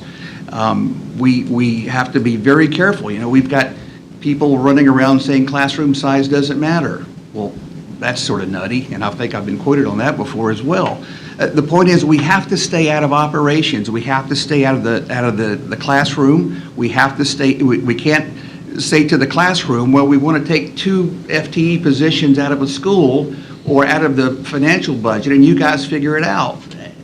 Again, it's got to be based on the results. So, I'm very concerned about the guidelines. I'm very concerned about what is now on the table of let's throw around some numbers, and I don't know what the benefit of that is other than continued degradation of employee morale in our departments. It is time that we come together and be positive and hold the managers' feet to the fire, but give them the tools. That's where we ought to be. We can spend $5 million on consultants, but guess what? They go in, they go away, the expertise goes with them, and guess what? We're back 7 years later or 5 years later having the exact same conversation. So it is time that we, and I know all of us have huge confidence in our managers. They come from private enterprise, they have phenomenal track records. But again, I'm the first to say I don't know if they have the tools or not. But if our managers can't manage, we own that, no one else. We have to give them the tools and let's teach them how to do it, because that will be what gets Greenwich to be future ready. And right now, we're not on that path.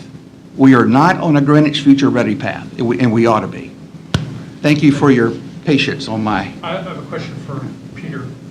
Peter, the current budget we're in, the total 100 through 800s is 271, I think, is the current year we're in.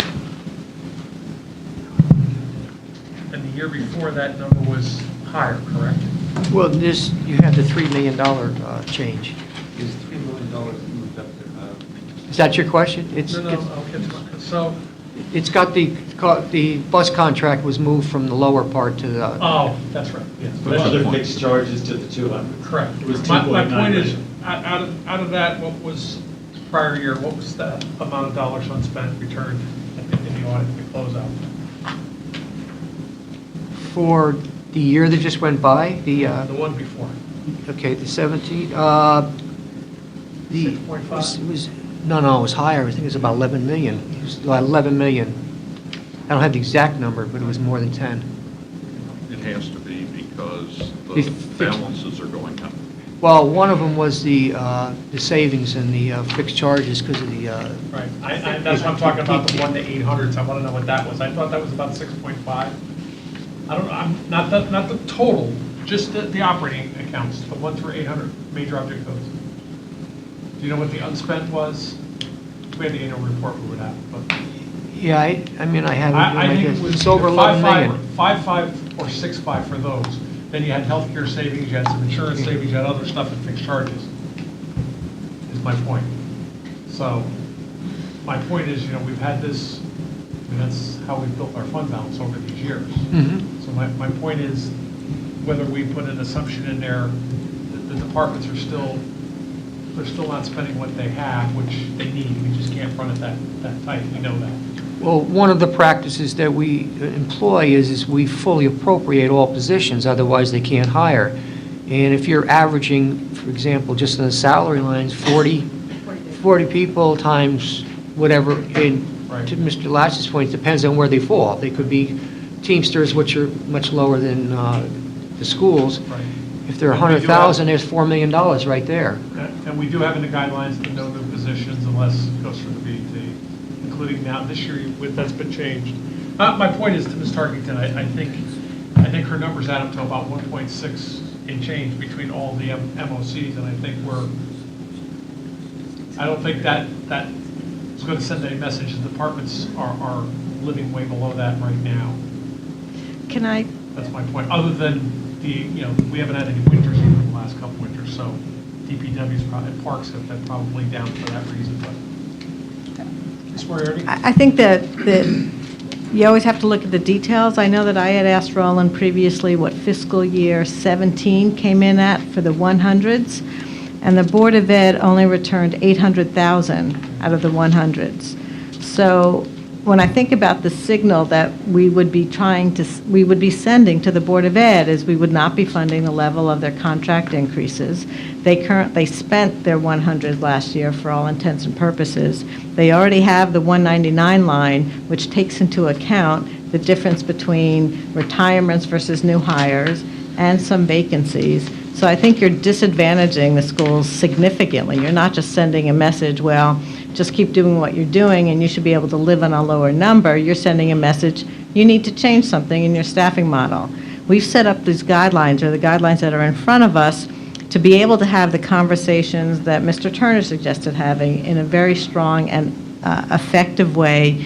We've got to change the culture. You've got to change the nature of discussions. You've got to build the trust between managers and the BET because they don't know what we're doing with this information, and build the same vision of the future in order to get that good information. So to start changing these numbers, the 100s to be less than the contract salary numbers when we're not telling people we want a reduction in force, I think's not responsible. To change 200s to 800s to lower than inflation, when this is things that we're spending 18 months in the future. This isn't something that we're spending right now, and inflation is expected to increase. And they only had 1% last year, so we're saying, well, because they were able to do it last year, they should be able to do it again without the knowledge of how the departments run, without the details of the numbers. Again, irresponsible. So I know that we have targets. We are looking at this as a guideline, but we're looking to discussions in February to be able to get our heads together to figure out what it is this town should be paying for and should be targeting and gearing for the future and how to get there. And changing these numbers, I think, it changes the conversations that we have in February. It takes some of the flexibility for the departments to think about what they can and can't do if the numbers are changed from the exhibit we have in front of us. But just so you know, for last year, that still would have been 1.2% for the Board of Ed. So Ms. Tarkington's suggesting what looks like 0.5%. So it does make it almost spot on, but it's. You don't want to, you just said it before, you don't want to run No, I a understand, department to but I'm zero. just- That's not a Right, but good you way make- to budget. You make 800,000 seem like it's not a number. It is a number. It's a big number. So. I just, Okay. one more comment on this? Mike? Yes, go ahead. Yeah, so I just, overall, in this year's budget, the total department operating costs go up 1.3%. But in this budget, just for the discussion purposes that we've just had, the numbers I put forth, it goes up 1.8%. So basically, we're increasing our spending level by 50% when, I just think that we need to be thinking more frugally. And then I have. I didn't follow that. Try that one more time. Well, I mean, overall, if you go down to the numbers, at least I have on this spreadsheet, This sheet right here. was 1.3%. Increased total department operating costs are increased year over year for the fiscal year 18, 1.3%. Then, I happen to have the sheet in front of me that shows a little bit differently here, but without private busing, because Roland made the adjustment differently on this particular one. Those expenses are at 1.81% with these lower numbers. So they would still be, increasing the budget at over 50% year over year for these particular categories in terms of the increasing numbers. I just want to make that point. So it's not hardship, we're talking about spending more money, at least in our budgeting plan, even with my projections, rather than basically almost doubling it, which is here. In the total, if you go down to total department operating costs. Well, can you tell me where there's something being spent 50% more? Roland, look at the total department operating costs. The increase for fiscal 18 is 1.3%, right? And the increase for 19 is 2.41%, correct? That's the sheet that I have in front of me. She's talking about these numbers here. I'm lost. This is the 132. The 277, Leslie, has to be really, to be apples to apples, 274. That's where she gave the 50%. Correct? No, I don't know what you're saying now, but The school busing is No, now on top. no, but When you're looking at that percentage, when you're looking at the 17, 18 number, there are a couple of things in there that are kind of aberrations, one of which is $600,000 for retirement, which disappeared. That came out of the general fund. So when you compare 17-18 to 16-17, you have $600,000 just for that alone that came out. So the comparison looks very good, even though retirement is just now in another fund. Roland, the computation in the 100s for 18, 19, were those projections that you made based upon the current staffing and the union salaries? It's the current staffing. We assume no increases or no changes, and we said With the existing union contracts or the anticipation of what the new contracts will show? Anticipated, because we with don't advice have- from Al Cava? we only have the GMEA contract in place right now. Everything else is gone. I mean, open rather. So we assume 2.5% for everybody I else. mean, the lion's share of this is in the 100s, and the lion's share of that are the salary lines, both for the town and for the teachers. The moment that you're making a dramatic change in that, you're fundamentally saying to these people that you're looking to have, I guess, 5 less positions on the town side and 6 less positions on the teacher side. I mean, I personally have not heard any great clamoring in town for larger class sizes, which I guess is what's implicit in that. if the projection in the 100s is the existing staffing and what the union contracts or anticipated union contracts suggest, then I think the numbers are fundamentally right. And I don't see making a dramatic change in those as being appropriate instruction to the departments. I think that just confuses them and says to them, we want reductions in staff. And I'm not sure we want reductions in staff. And to pick up on Tony's point, I don't think we know enough about their operations to know whether or not we want to be dictating changes in operations and staff.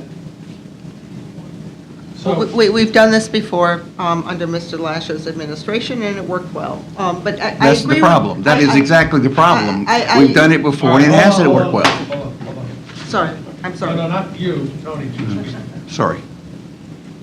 Okay, so on page 3, Ms. Tarkington is suggesting 2 changes. Number 1, the first is 2.5, the second one is in paragraph 2, which is the 2.0, as I'm understanding it. So that is those 2 simple changes. Okay, is there a second on that? I'm sorry, what are you Page doing? 3. Page 3 of... What? The red line document. The words. Page 3, number 1 on the very bottom. It's calling for 2.5 for the major object code 100s. And in the next item, number 2, it's talking about 2 for the total departments, the other major object codes. And when it finishes on page 4.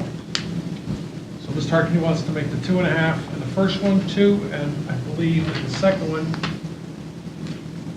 she wanted to make it 1.0. Is there a second? Yes. Seconded by Mr. Drake, okay. So, and what was the number in the second? The other This would go to MOCs? 2.0, this would go to 1.0. 1.0, not 1.5. Okay, thank you. So, Mhm. discussion on the motion. Discussion on the motion. Yes, Mr. Chairman. Just one other point. I would really like to ask my fellow members to give this real thought about what we're doing. Are you suggesting that they don't? I'm suggesting, the way the numbers are being thrown around, I'm having difficulty coming to grips with whether some of us do or don't, but that's beside the point. I'm very. You should stick to grade budget guidelines rather than grading your fellow members on their performance. I'm trying to do just that. What we're considering is, it's not the BET of Greenwich, Connecticut. We're the wealthiest town in the wealthiest country on the planet, period. And for us to sit here tonight and to try to control operations through dollars is a mistake. The fact of the matter is, there's not a single person on this panel that can name one organization, private or public, that goes down the path of setting budget numbers without first looking at operations. None of us have done that, but that's the path we're going down. And obviously, I'm very disturbed by it. I don't think this is what this organization is all about. Thank you, Mr. Chairman. Thank you. Mr. Drake? Oh, go ahead, Ms. Overlander. I just wanted to, as we consider it, as I understand what Ms. Tarkington and Leslie just said, I think it's not just changing the percentage increase on page 3, paragraph 1, under Exhibit 1.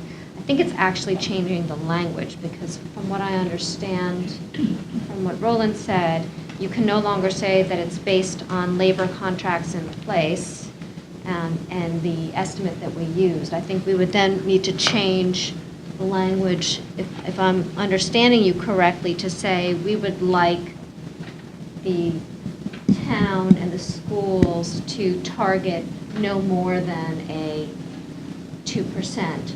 And then I think we need to make a corresponding change to page 4, paragraph 10, that talks about a reduction in staffing. And all of that would be fine, but I don't think it's simply just a change in numbers. I think it's the, by implication, what we're hoping. And the reason I don't think we should go that route is this is to start the dialogue. If we take the position that there's no new net positions, and that any new position will be offset. And if we take the position that on page 5, paragraph 3, that each department should examine actual expenses and compare projected spending and justify increases, then we might get to the same outcome of having a lower cumulative increase in practice or in effect, and we might not need to do it through the stick process. So that's first a question, and then assuming that your answer is yes, but I'm looking at your face, and I'm guessing you're going to say no. I think we do need to change other language as well. There's a lot of people trying to wear other shoes, so I'll address that. I don't think that Mr. Arkin's motion's out of order. I think if those two numbers were changed in that paragraph, it would spawn other changes that would have to follow afterwards. However, her basic motion is, under a budget assumption, is that the following two areas be increased by no more than, and the examples. If that motion were to pass, then I think we would have to revisit other places for changes to make that work. Mr. Drake, Mr. Harkin, you have nothing further. And I'll try to be brief, just out of respect for everybody and what else we have to do with the rest of this evening. I agree completely with Mr. Turner. You can't manage a column of figures. You manage, I'm from the manufacturing world. You manage what you make and what goes into it, and at the end of the month, you get a column of figures which tells you how you did. You have to run the business, not run the column of figures. I agree completely with Tony. And the reason I seconded this motion, which among the friends, I don't expect it to pass, but the reason I seconded the motion is because it would, if we just put the top two figures on this large page as present head count multiplied by present wage settlement increases, that's a way of saying, that's a way it would come across to the department heads as, just come back with what you did last year. Give me your same head count. And I don't think that's what we want to do, and I don't think that's what these good guidelines do. In these guidelines, these words, kind of half of these words seem to say, we need to get better. We want your ideas on improvements, and that's all good. So I would stand better with all those words that say we want to hear from the department heads what they can do better and how.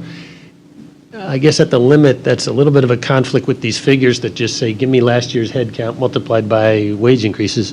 So I think it's worthwhile having a discussion. I agree with Mr. Turner, we have to manage the operations, and maybe during our February discussions, with Mr. Lash won't be there, unfortunately, the discussions should focus less on this column of figures, like Mr. Turner says, and more on what's going to get better. Sorry to take so much time. Mr. Turner, Mr. Lash. So when we sat down in the spring and over the summer, when I was meeting with the first selectman and Mr. Brink,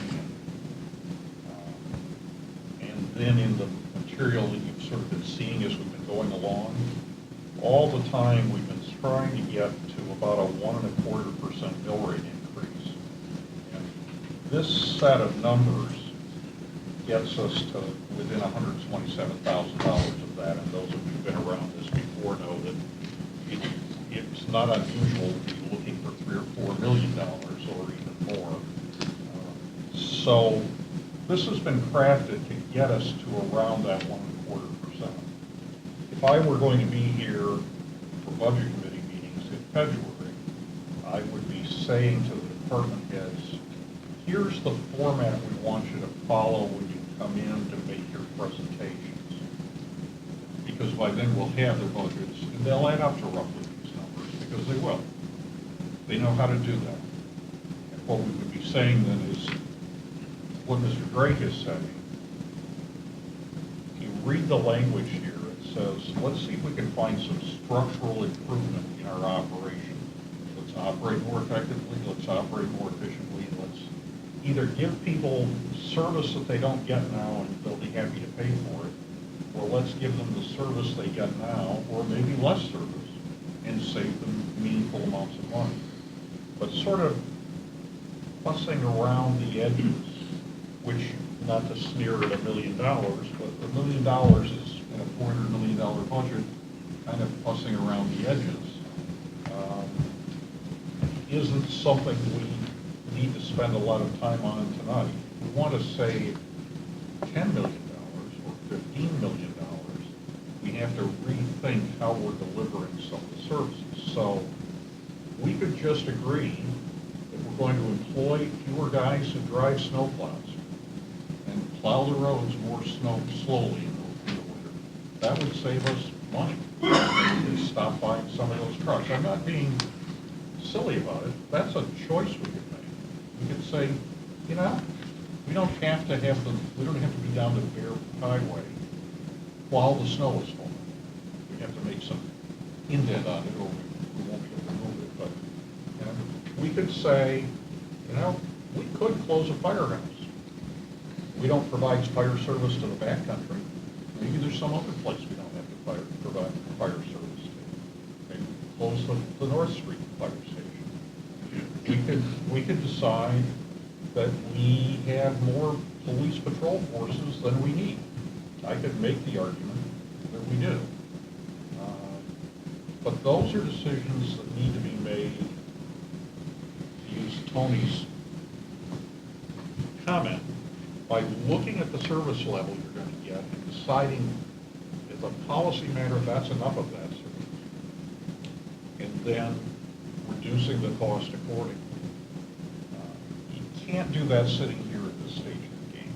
If you try, you get them, first off, you'll probably only get a little money around the edges, and second, people won't know what to do. So I'm cheerfully leaving this challenge to the new BET, but I think we should approve this budget in this form. It gets us to that 1.25% mill rate increase. We have to remember that 10, 15 years ago, we were running up 3.5% year after year after year. Now, we're looking at numbers that are in the, let's say 1 to 2% range. The lowest numbers we've seen. This budget still has fewer absolute dollars spent than we had 2 years ago. And that's because, it's not because we got lucky, it's because we worked on, and the town personnel worked on, getting personnel costs down. The big thing that made the change was moving the personnel to the state health care plan. And that paid us more dividends this year, not just last year. The performance of the pension plan is better. The number of people in the pension plan is going down. We're beginning to see more house transactions, and that's producing more revenue, back sort of to the kind of revenue we were looking at 10 or 15 years ago. Maybe interest rates will go up and we'll start getting more income on our cash, although making interest rates go up, even Janet Yellen can't seem to do that. So, you know, I look at kind of the budget, and it looks to me like the things that were driving the budget up the last 5 or 10 years have flattened out on us, maybe even turned down a little bit. If nothing bizarre happens to the economy, I think we might be able to continue to see it. So we have a small number of drafting changes to make to this document. I think I can make those without too much difficulty. And we have a spreadsheet that reflects the reality in which we live right now. If we want to change the school superintendent, but if we want to change the amount of money we spend on schools, we have to change the way we run schools, because the money's in the teachers. People would like to say it's in the overhead and the headquarters building, but it's in all those teachers. But if we want to change that, that's a decision the community needs to make. We shouldn't be making that decision on the fly sitting here. So I'm getting ready to call the question. Okay. Ms. Tarkington, I had you as last speaker. No, I just, you know, again, this was not department by department. It was putting a spirit to many of these other efficiencies we're talking about within the budget. And I think that we've ended up with a good dialogue and looking at these things and thinking about the kind of things that we really need to address. So I think from that standpoint, it's good to consider these things. Again, it was not department by department or reducing teachers, as I've heard. It's really looking for efficiencies, whether it's purchasing or any of these other things, many, many things that we've covered So are you? this evening. So I'm going to call for a vote on those two changes in those paragraphs, which will lead to follow-up motions to make that work in the document. So, page 3, Exhibit 1 and 2, the targets 2 and 1 in the respective paragraphs. All those in favor? Opposed? Abstaining? 0-12. Okay, that brings us to the document. Now, I'm going to ask you a little, sort of a favor. I would like a day or so to get these commas and periods changed and these language changed. And you could submit it electronically. If anyone has, and by the way, just so you know, this document, even if approved tonight, if something were to happen that we needed to go back and make an amendment, there's nothing saying we can't. If something were to, I thought about this as in the last couple of years when we lost the school, when we had notice about the schools being cut, that we should have gone back and done something with guidelines to say, hey, we're getting cut, what's the plan here? So I'm gonna call the Budget Committee red line draft. Further discussion? All those in favor? Can I ask just one question on that? Roland, just explain something that happened on Exhibit 1. We got a new Exhibit 1 today. It was actually attached, but I see that the pension figure is up by 500,000 and the property tax are up by 500,000. Now, The pension is down 500. from the draft we saw a week ago. Yes, Yeah. we got final ARC numbers from the actuary. Yeah, but he Oh, said I'm that. sorry, down 500, yes. He okay. said that in the Budget Committee the other night. He's expecting that last Thursday. All right, and you're showing then the property tax is down by a matching 500. All right, thank you. No other changes, right? No. Thank you, Mr. Chairman. I'm sorry. Okay. All those in favor? Aye. Opposed? Abstaining? Guidelines are done. Approval of BET calendar and schedule for next year. So For those of you who don't know, this is the absolute biggest challenge, locking in rooms. I assure you, I thank everybody, including the new nominees that'll be coming on for their input. It's tough between school schedule and meeting schedules, but I'm actually counting on this overlander to bail me out here, how tough this is when we go to try to get rooms. So it's been refined. I'm sure there's some changes. There's a few school holidays that I'm still working on, but obviously, we all work together, so I just want to get that approved so Elaine can actually lock in at least these meeting rooms. Can I get a motion to that? So moved. second. All those in favor? Aye. Opposed? Abstaining? I'm going to abstain. Okay, so I'm going to show that it's 10-0-2, and for obvious reasons, okay? Old business, I had New Lev on here, we do not have an update. What I will say is, obviously, I am leaving here, going to the RTM. Depending on the actions, I was very careful, we do have a special meeting tomorrow morning at 8 o'clock. I really appreciate everybody, obviously, you can participate by phone if you can't be there. Mike, Ms. Mr. Cummings? Mason, I Yes. believe the agenda says 8:30. It was reposted. this Did you morning. change, you reposted? Okay. Somebody wanted me to get up even earlier. So I just want to say thank you for this, and hopefully we'll see what the RTM does with this tonight. Mr. Chairman, if the RTM votes to postpone their vote, is it your plan to hold the meeting tomorrow in any event?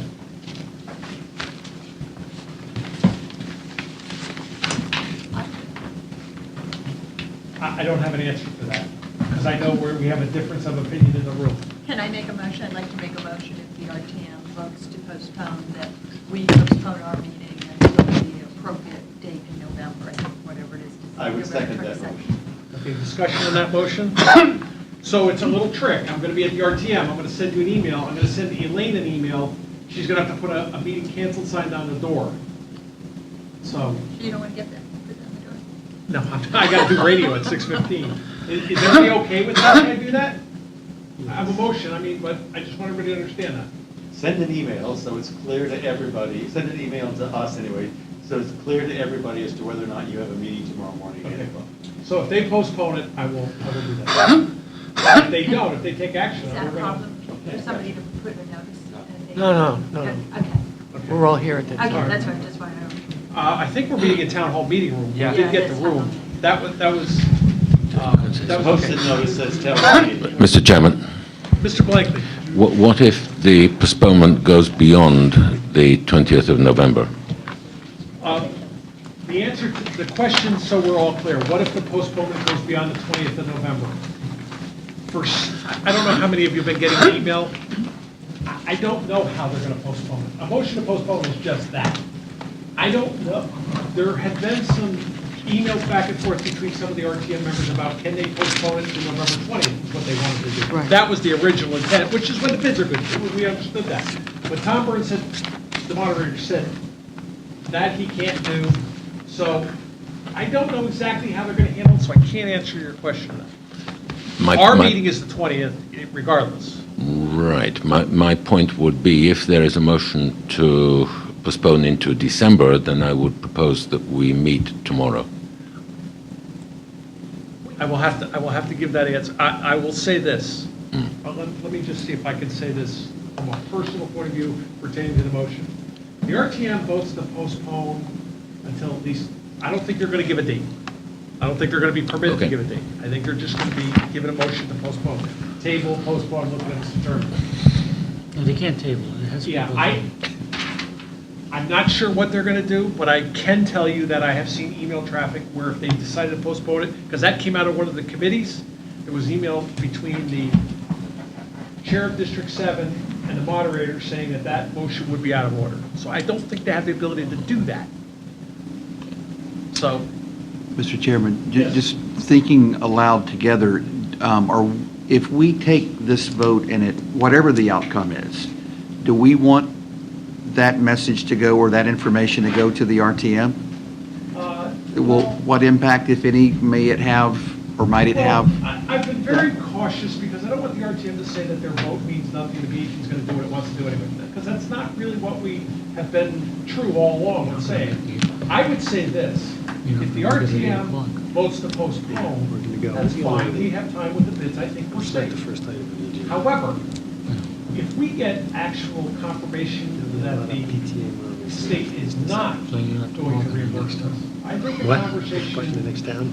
the RTM's conversation needs to be focused with the Board of Education on what their intentions are. Because, again, from our point of view,